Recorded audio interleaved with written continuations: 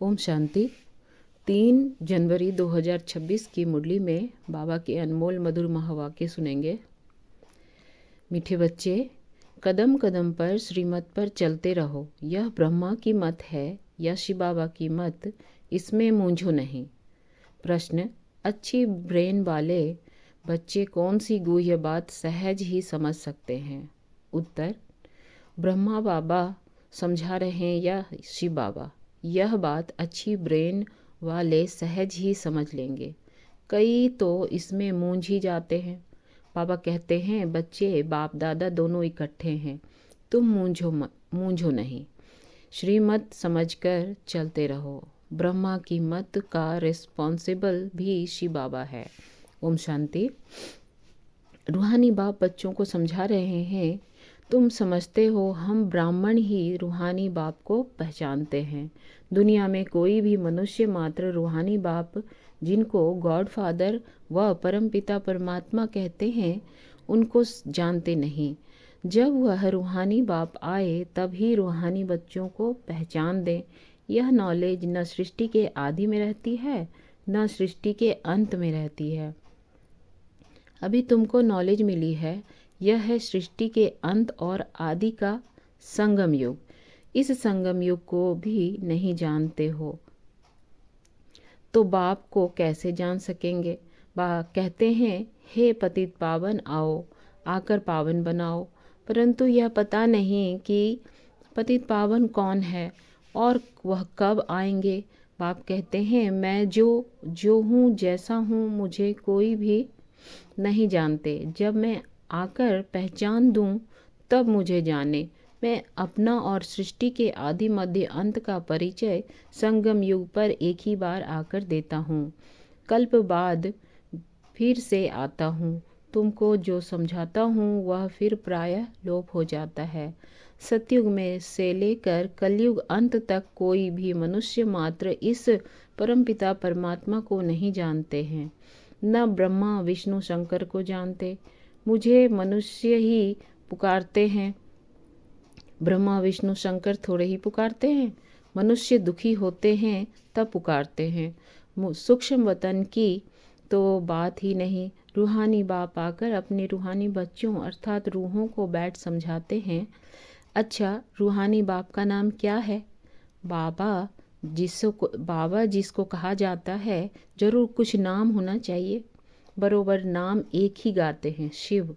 यह नामी ग्रामी है, परंतु मनुष्यों ने अनेक नाम रखे हैं। भक्ति मार्ग में अपनी ही बुद्धि से यह लिंग रूप बना दिया है। नाम फिर भी शिव है। बाप कहते हैं, मैं एक बार आता हूँ, आकर मुक्ति जीवन मुक्ति का वर्षा देता हूँ। मनुष्य भल नाम लेते हैं, मुक्ति धाम निर्वाण धाम, परंतु जानते कुछ भी नहीं। न बाप को जानते हैं न देवताओं को। यह किसको पता नहीं है बाप भारत में आकर कैसे राजधानी स्थापन करते हैं। शास्त्रों में भी ऐसी कोई बात नहीं है। परमपिता परमात्मा कैसे आकर आदि सनातन देवी देवता धर्म की स्थापना करते हैं। ऐसे नहीं। सतयुग में देवताओं को ज्ञान था जो गुम हो गया। नहीं, अगर देवताओं में यह ज्ञान होता तो चलता आता। इस्लामी बौद्धी आदि जो हैं उन्हों का ज्ञान चलता आता है। सब जानते हैं यह ज्ञान प्रायः लोप हो जाता है। मैं जब आता हूँ तो जो आत्माएं पतित बन राज्य गवा बैठी हैं उन्हों को आकर फिर पावन बनाता हूँ। भारत में राज्य था, फिर गवाया कैसे, वह भी किसको पता नहीं। इसलिए बाप कहते हैं, बच्चों की कितनी तुच्छ बुद्धि बन गई है। मैं बच्चों को यह ज्ञान दे प्रारब्ध देता हूँ, फिर सभी भूल जाते हैं। कैसे बाप आया, कैसे बच्चों को शिक्षा दी, वह सब भूल जाते हैं। यह भी ड्रामा में नूंद है। बच्चों को विचार सागर मंथन करने की बड़ी बुद्धि चाहिए। बाप कहते हैं, जो शास्त्र आदि तुम पढ़ते आए हो, यह सतयुग त्रेता में नहीं पढ़ते थे, वहाँ थे ही नहीं। तुम यह नॉलेज भूल जाते हो, फिर गीता आदि शास्त्र कहाँ से आया? जिन्होंने गीता सुनकर यह पद पाया है वही नहीं जानते तो और फिर कैसे जान सकते? देवताएं भी जान नहीं सकते। हम मनुष्य से देवता कैसे बने? वह पुरुषार्थ का पाठ ही बंद हो गया है। तुम्हारी प्रारब्ध शुरू हो गई है या वहाँ यह नॉलेज को कैसे सकती? बाप समझाते हैं, यह नॉलेज तुमको फिर से मिल रही है। कल पहले मिसल तुमको राजयोग सिखलाए प्रारब्ध दी जाती है, फिर वहाँ तो दुर्गति है नहीं, तो ज्ञान की बात भी नहीं उठ सकती। ज्ञान है ही सद्गति पाने की, वह देने वाला एक बाप है। सद्गति और दुर्गति का अक्षर यहाँ से निकलता है। सद्गति को भारतवासी ही पाते हैं, समझते हैं हेवनली गॉडफादर ने हेवन रचा था। कब रचा यह कुछ भी नहीं पता। शास्त्रों में लाखों वर्ष लिख दिया है। बाप कहते हैं, बच्चों तुमको फिर से नॉलेज देता हूँ। फिर यह नॉलेज खलास हो जाती है तो भक्ति शुरू होती है। आधा कल्प है ज्ञान, आधा कल्प है भक्ति, यह भी कोई नहीं जानते। सतयुग की आयु ही लाखों वर्ष दे दी है तो मालूम कैसे पड़े? 5000 वर्ष की बात भी भूल गए तो लाखों वर्ष की बात कैसे जान सकेंगे? कुछ भी समझते नहीं। बाप कितना सहज समझाते हैं। कल्प की आयु 5000 वर्ष है, युग ही 4 है, चारों का इक्वल टाइम है। 1250 वर्ष है। ब्राह्मणों का यह मिड गेड युग है, बहुत छोटा है उन 4 युगों से। तो बाप भिन्न भिन्न रीति से नई पॉइंट्स सहज रीति बच्चों को समझाते हैं। धारणा तुमको करनी है, मेहनत तुमको करनी है। ड्रामा अनुसार जो समझाता आया हूँ वह पाठ चला आता है तो जो बताने का था वही आज बता रहा हूँ। इमर्ज होता रहता है, तुम सुनते जाते हो। तुमको ही धारण करना और कराना है, मुझे तो धारण नहीं करना। तुमको सुनाता हूँ, धारण कराता हूँ। हमारी आत्मा में पाठ है पतितों को पावन बनाने का। जो कल्प पहले समझाया था वही निकलता रहता है। मैं पहले से जानता नहीं था कि क्या सुनाऊंगा। भल इनकी सोच विचार सागर मंथन करती हो। यह विचार सागर मंथन कर सुनाते हैं या बाबा सुनाते हैं, यह बड़ी गुह्य बातें हैं। इनमें ब्रेन बड़ी अच्छी चाहिए। जो सर्विस में तत्पर होंगे उनका ही विचार सागर मंथन चलता होगा। वास्तव में कन्याएं बंधन मुक्त होती हैं। वह इस रूहानी पढ़ाई में लग जाएं। बंधन तो कोई है नहीं। कुमारियां अच्छा उठा सकती हैं, उनको है ही पढ़ना और पढ़ाना। उनको कमाई करने की दरकार नहीं। कुमारी अगर अच्छी रीति से यह नॉलेज समझ जाए तो सबसे अच्छी है। सेंसेबल होगी तो बस इस रूहानी कमाई में लग जाएगी। कई तो शौक से लौकिक पढ़ाई पढ़ती रहती हैं। समझाया जाता है इससे कोई फ़ायदा नहीं है। तुम यह रूहानी पढ़ाई पढ़कर सर्विस में लग जाओ। वह पढ़ाई तो कोई काम की ही नहीं है। पढ़कर चले जाते हैं गृहस्थ व्यवहार में, गृहस्थी माताएं बन जाती हैं। कन्याओं को तो इस नॉलेज में लग जाना चाहिए। कदम कदम पर श्रीमत पर चल धारणा में लग जाना है। मम्मा शुरू से आई और फिर इस पढ़ाई में लग गई। कितनी कुमारियां तो गुम हो गई। कुमारियों को अच्छा चांस है, श्रीमत पर चले तो वह बहुत फर्स्ट क्लास हो जाए। यह श्रीमत है वह ब्रह्मा की मत, इसमें ही मूंज पड़ते हैं। फिर भी यह बाबा का रथ है ना, इनसे कुछ भूल हो जाए तुम श्रीमत पर चलते रहेंगे तो वह आपे ही ठीक कर देंगे। श्रीमत मिलेगी भी इन द्वारा।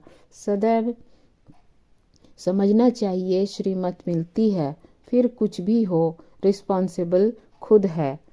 इनसे कुछ हो जाता है, बाबा कहते हैं मैं रिस्पॉन्सिबल हूँ। ड्रामा में यह राज नूंधा हुआ है, इनको भी सुधार सकते हैं।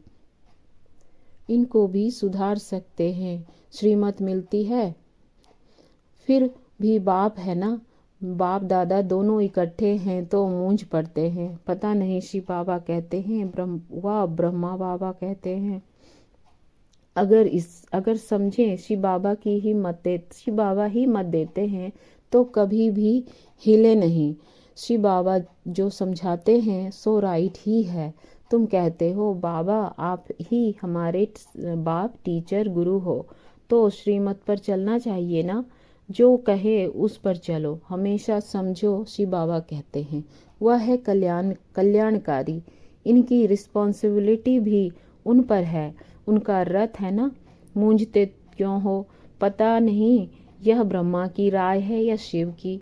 तुम क्यों नहीं समझते हो? शिव बाबा ही समझाते हैं। श्रीमत जो कहे सो करते रहो, दूसरे की मत पर तुम आते ही क्यों हो? श्रीमत पर चलने से कभी झुटका नहीं आएगा, परंतु चल नहीं सकते, मूंझ पड़ते हैं। बाबा कहते हैं तुम श्रीमत पर निश्चय रखो तो मैं रिस्पॉन्सिबल हूँ। तुम निश्चय ही रखते हो तो फिर मैं भी रिस्पॉन्सिबल नहीं। हमेशा समझो श्रीमत पर चलना ही है।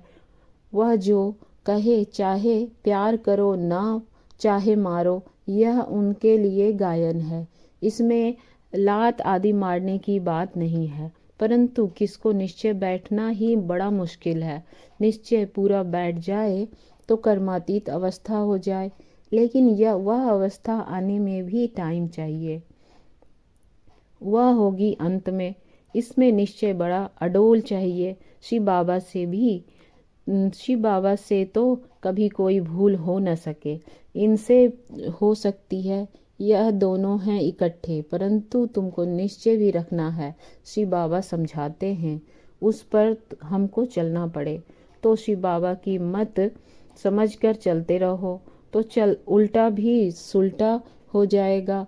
कहाँ मिसअंडरस्टैंडिंग भी हो जाती है। शिव बाबा और ब्रह्मा बाबा की मुरली को भी बड़ा अच्छी रीति समझना है। बाबा ने कहा, वह इसने कहा, ऐसे नहीं कि ब्रह्मा बोलते ही नहीं है, परंतु बाबा ने समझाया है। अच्छा समझो यह ब्रह्मा कुछ नहीं जानते, शिव बाबा ही सब कुछ जानते सुनाते हैं।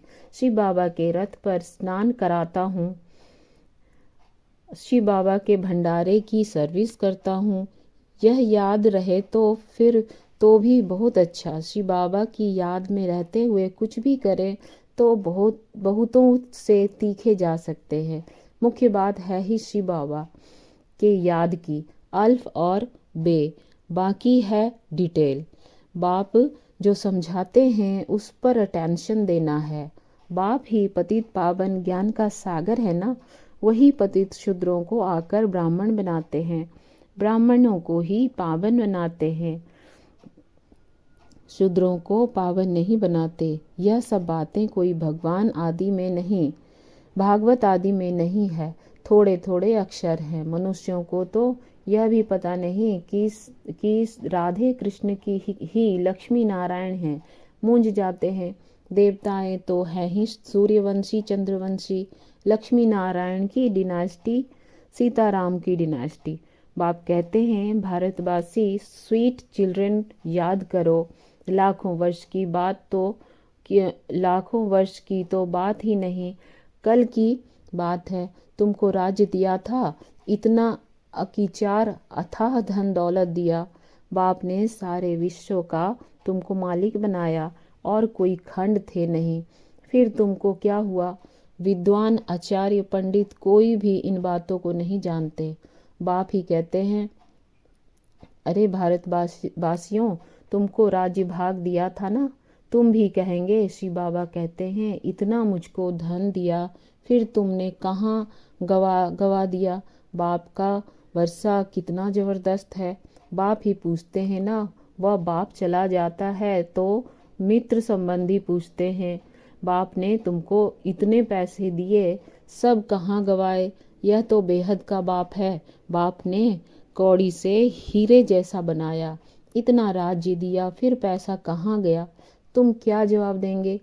किसको भी समझ में नहीं आता है। तुम समझते हो? बाबा पूछते, ठीक है, इतने कंगाल कैसे बने हो? पहले सब कुछ सतो प्रधान था, फिर कला कम होती गई तो सब कुछ कम होता गया। सतयुग में तो सतो प्रधान से थे, लक्ष्मी नारायण का राज्य था। राधे कृष्ण से लक्ष्मी नारायण का नाम जास्ती है। उन्हों की कोई ग्लानि नहीं लिखी है और सबके लिए निंदा लिखी है। लक्ष्मी नारायण के राज्य में कोई दैत्य आदि नहीं बताते हैं, तो यह बातें समझने की है। बाबा ज्ञान धन से झोली भर रहे हैं। बाप कहते हैं, बच्चे इस माया से खबरदार रहो। अच्छा, मीठे मीठे सिकिलधे बच्चों प्रति माता पिता बाप दादा का याद प्यार और गुड मॉर्निंग। रूहानी बाप की रूहानी बच्चों को नमस्ते। रूहानी बच्चों की रूहानी माता पिता बाप दादा को याद प्यार गुड मॉर्निंग और नमस्ते। शुक्रिया बाबा, शुक्रिया। धारणा के लिए मुख्य सार। पहला, सेंसिबल बन सच्ची सेवा में लग जाना है। जवाबदार एक बाप है, इसलिए श्रीमत में संशय नहीं उठाना है, निश्चय में अडोल रहना है। दूसरा, विचार सागर मंथन कर बाप की हर समझाने पर अटेंशन देना है। स्वयं ज्ञान को धारण कर दूसरों को सुनाना है। वरदान, अपने अनादि आदि रियल रूप को रियलाइज करने वाले संपूर्ण पवित्र भव। आत्मा के अनादि और आदि दोनों काल का ओरिजिनल स्वरूप पवित्र है। पवित्रता आर्टिफिशियल शूद्रों की देन है। शूद्रों की अपवित्रता आर्टिफिशियल शूद्रों की देन है। शूद्रों की चीज ब्राह्मण यूज नहीं कर सकते। इसलिए सिर्फ यही संकल्प करो कि अनादि आदि रियल रूप में मैं पवित्र आत्मा हूँ। किसी को भी देखो तो उसके रियल रूप को देखो, रियल को रियलाइज करो तो संपूर्ण पवित्र बन फर्स्ट क्लास व एयर कंडीशन की टिकट के अधिकारी बन जाएंगे। स्लोगन, परमात्मा दुआओं से अपनी झोली भरपूर करो तो माया समीप नहीं आ सकती। परमात्मा दुआओं से अपनी झोली भरपूर करो तो माया समीप नहीं आ सकती। अव्यक्त इशारे, इस अव्यक्ति मास में बंधन मुक्त रह जीवन मुक्त स्थिति का अनुभव करो। मेजॉरिटी बच्चों ने अभी लोहे की जंजीरों को काट ली है, लेकिन बहुत महीन और रॉयल धागे अभी भी बंधे हुए हैं। कई पर्सनालिटी फील करने वाले हैं, स्वयं में अच्छाइयाँ है नहीं, लेकिन महसूस ऐसे होती है कि हम बहुत अच्छे हैं, हम बहुत आगे बढ़ रहे हैं। यह जीवन बंध के धागे मेजॉरिटी में है। बाप दादा अब इन धागों से भी मुक्त जीवन मुक्त देखना चाहते हैं। अच्छा, ओम शांति।